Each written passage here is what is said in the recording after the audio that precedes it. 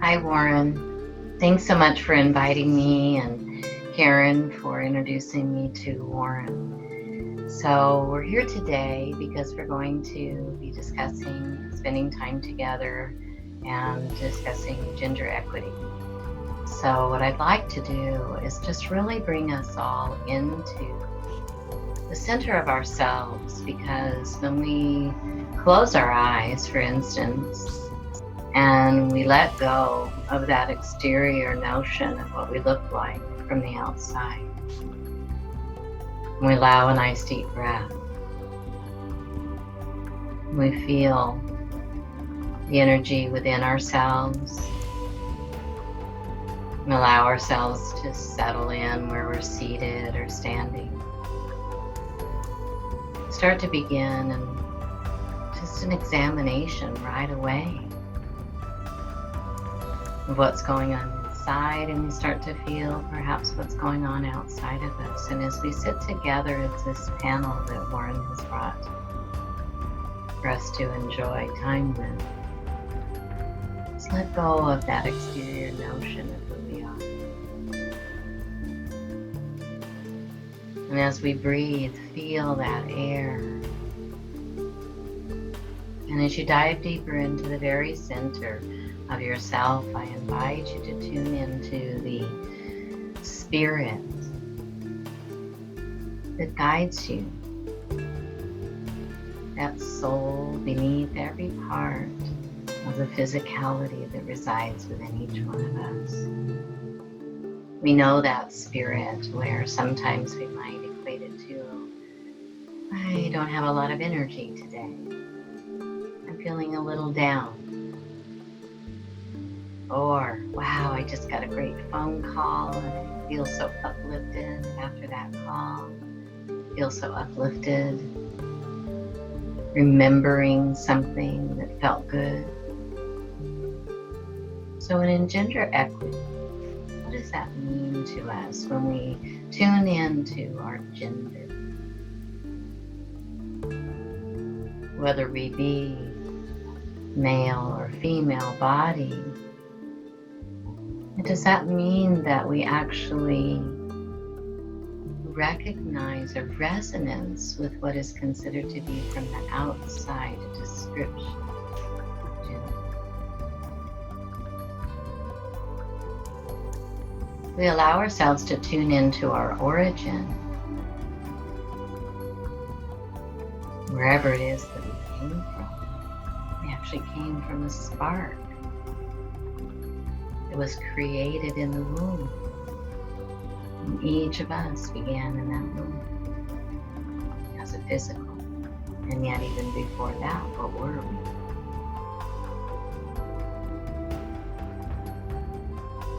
we? Now as we let go of that notion and we tune into each of us here and now, whatever our body looks like on the outside, there's a part of us from inside, every single one of us, that is made out of the earth, the water, the fire, the air, the ethers, all the different minerals from the periodic table. And if we recognize those as like the mountain, let's just imagine from the top of our head streaming all the way down to the floor, we see that we make just a triangle. It's called a tricona in sacred geometry. We won't go into those details.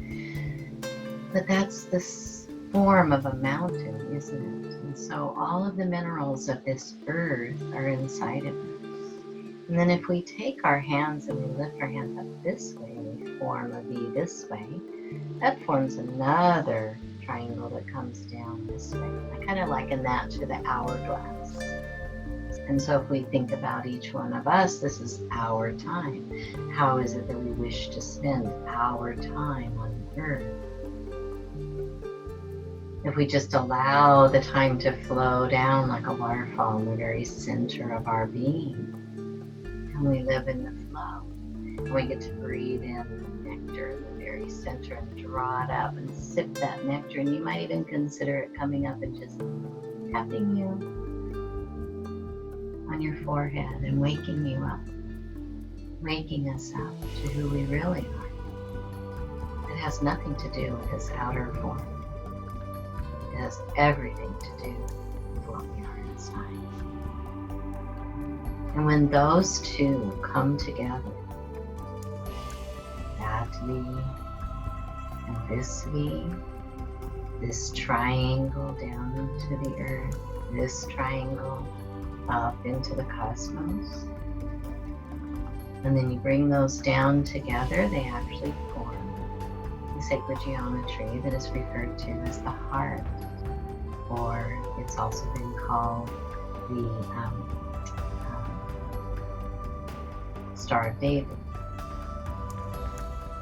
That form, called the Anahat, looks like this. Hard for you to see.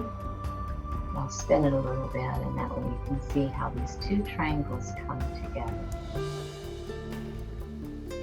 So my teacher, Sri Yukteswar, who happened to be the teacher of, some people may know this man more, Paramhansa Yogananda.